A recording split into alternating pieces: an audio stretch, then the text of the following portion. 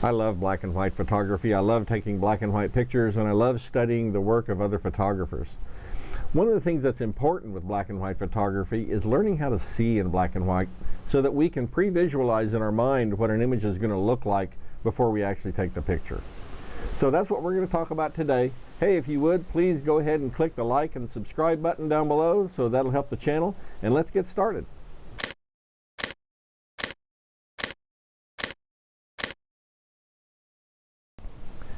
When we remove the color from an image, then all of a sudden the subject, the composition, the tonality, the detail, all these things that are important aspects of an image just become much more important. As an example, I was looking at some macro images the other day of flowers. Now normally we expect flower pictures to be very colorful, but these pictures in fact were in black and white. And I found myself really captivated by them. The images were just stunning.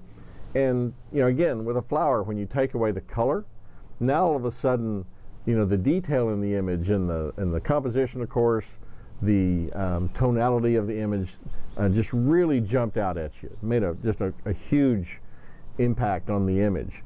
So it's real important to understand that when we remove the color from an image, that these other things become much more important. One of the first things that's important in learning how to see in black and white is deciding what constitutes a good black and white photograph to you. What attracts you to a particular image. And for me, the first thing when I look at black and white photography, the first thing I look for in an image is an emotional connection. Is there a mood? Is there something that connects with me emotionally? And if that happens, generally it's because of the subject matter, the composition. As a photographer, I like to see good tonality, good detail, all those things that we look for in a quality image. But first there has to be that emotional connection to the image, the subject and the composition that really grab you. And so that's different for each of us. First, you have to study photographs, study other people's work, and see what it is about their work that really connects with you, and then decide, what you can do in your own photography to create images that have that same emotional connection. One of the things that's very helpful in learning how to see in black and white is to study other people's work, like I mentioned earlier. Now you can look at other people's photographs on all kinds of different social media. One of my favorites is Flickr, and on Flickr you can actually search for images by the type of subject, by the type of camera they were shot with, the lens they were shot with, film they were shot with, if they're film photographs. Just about any kind of criteria you want, you can search for pictures on Flickr and see other people's work, and it's just a fantastic place to be able to see a large volume of work from other photographers. And then you have to decide as you study that work what it is about a particular image or a particular photographer's work that really appeals to you.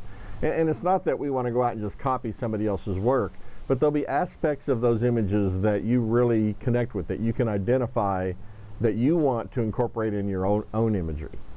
And so studying other people's work is vitally important to learning how to see in black and white. If you have a digital camera, almost any digital camera can be set to monochrome mode. So when you set your digital camera to monochrome mode, what you see on the display or in the viewfinder is going to be black and white.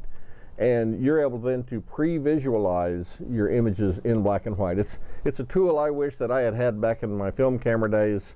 I spent a lot of years shooting black and white film and developing an ability to kind of see in black and white. But with today's cameras, now you can set the camera in monochrome mode, and all the things that you see through the camera are going to be in black and white. It's a fantastic tool. So if you're shooting digital to do your black and white, which I really love shooting black and white and digital, then definitely set your camera to monochrome mode so that you're actually able to pre-visualize those images in black and white.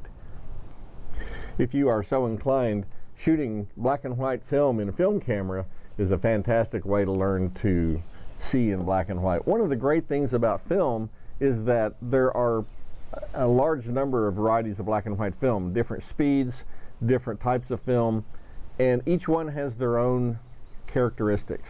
So you can shoot a variety of different films in black and white, and what you'll find is not only are we removing the color and now we have a black and white image, which is kind of what you do with digital, but now the characteristics of the film become part of that image.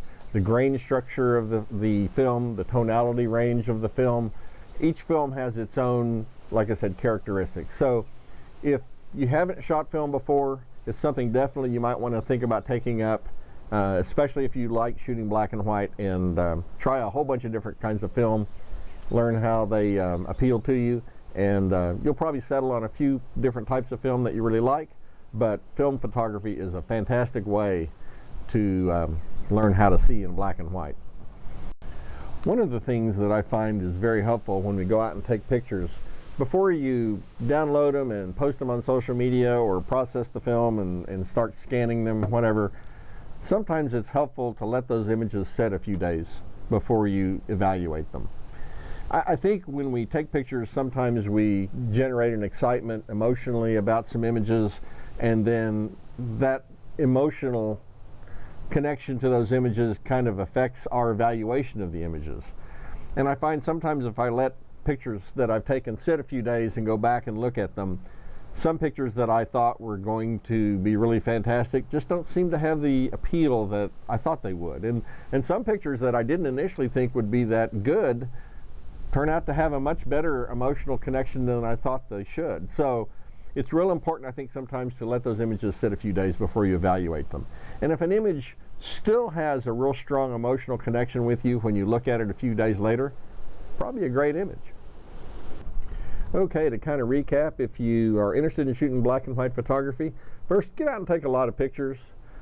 If you're using a digital camera, make sure you're setting it in monochrome mode so that you can pre-visualize those images in black and white. It's a fantastic tool to learn how to see in black and white.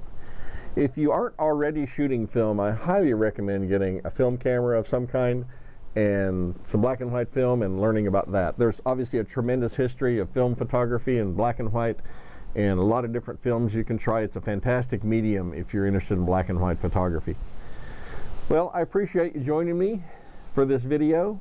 If you have any thoughts or questions, please don't hesitate to leave me a comment. And as always, thanks for watching.